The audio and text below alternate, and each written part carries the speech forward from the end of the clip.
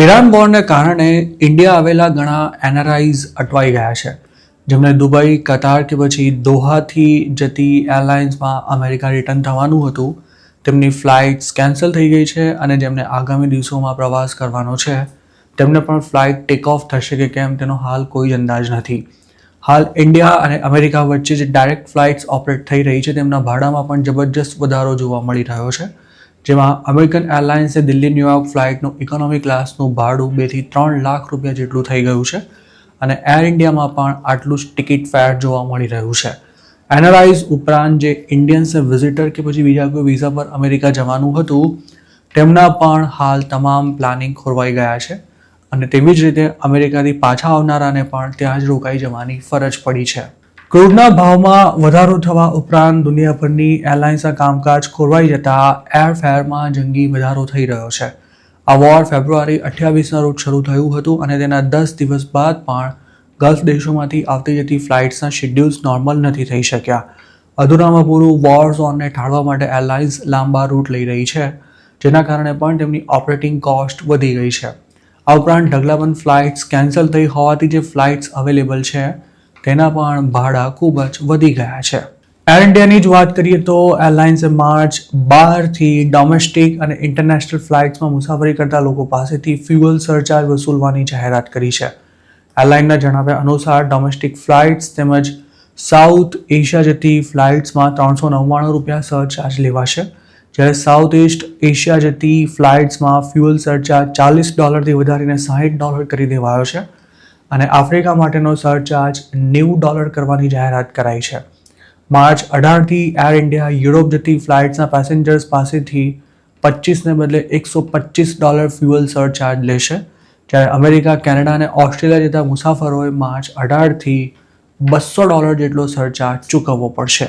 Iran વોરના 10 દિવસમાં લગભગ 43,000 જેટલી ફ્લાઇટ્સ કેન્સલ થઈ છે.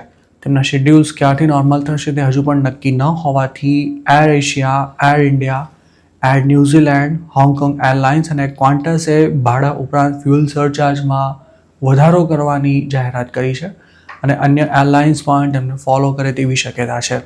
ડેટા એનાલિટિક્સ ફર્મ સેરિયમ લિમિટેડનું કહેવું છે કે મિડલ ઇસ્ટને બાયપાસ કરવા માટે યુરોપના અલ્ટરનેટિવ રૂટ્સની ડિમાન્ડ વધી રહી છે, જેના કારણે ભાડામાં પણ વધારો થઈ રહ્યો છે. વોર શરૂ થયું તે પહેલાં જેટ ફ્યુઅલની કિંમત $85થી $90 પ્રતિ બેરલ હતી, જે હાલ વધીને $200 સુધી પહોંચી ચૂકી છે. જે એરલાઇન્સે હજુ ભાડા નથી વધાર્યા તે પણ વોર્નિંગ આપી રહી છે કે જો સ્થિતિમાં કોઈ સુધારો ન થયો તો ભાડા વધારવા સિવાય બીજો કોઈ જ ઓપ્શન નહીં રહે. ઉલ્લેખનીય છે કે સોમવારે ક્રૂડના ભાવ $120 પ્રતિ બેરલ સુધી પહોંચી ગયા બાદ બુધવારે $90ની આસપાસ ચાલી રહ્યા હતા.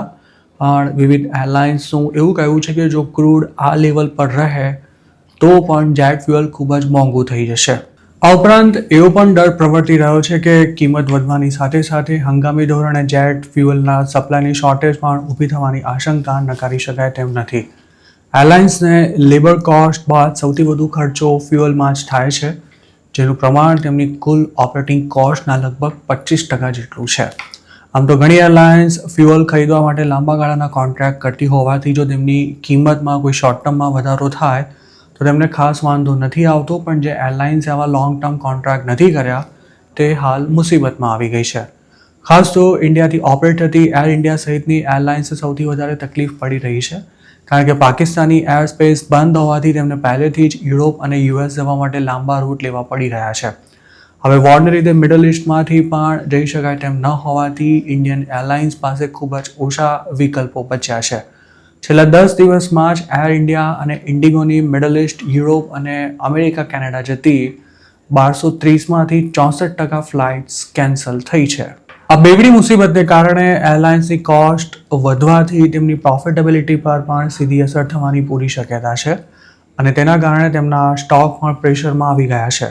ખાસ તો ઇન્ડિગોએ યુરોપ જતી ફ્લાઇટ્સ ઓપરેટ કરવા માટે બોઈંગના 6 લોંગ રેન્જ એરક્રાફ્ટ એક યુરોપિયન કંપની પાસેથી લીઝ પર લીધા છે, જેના કારણે તેના માટે European union aviation safety agency દ્વારા અપાયેલી Iran, Iraq, Israel, Kuwait, Lebanon, Qatar, UAE અને સાઉદી પરથી ઉડાન ન ભરવા અંગેની એડવાઇઝરીનું પાલન કરવું પણ ફરજિયાત છે.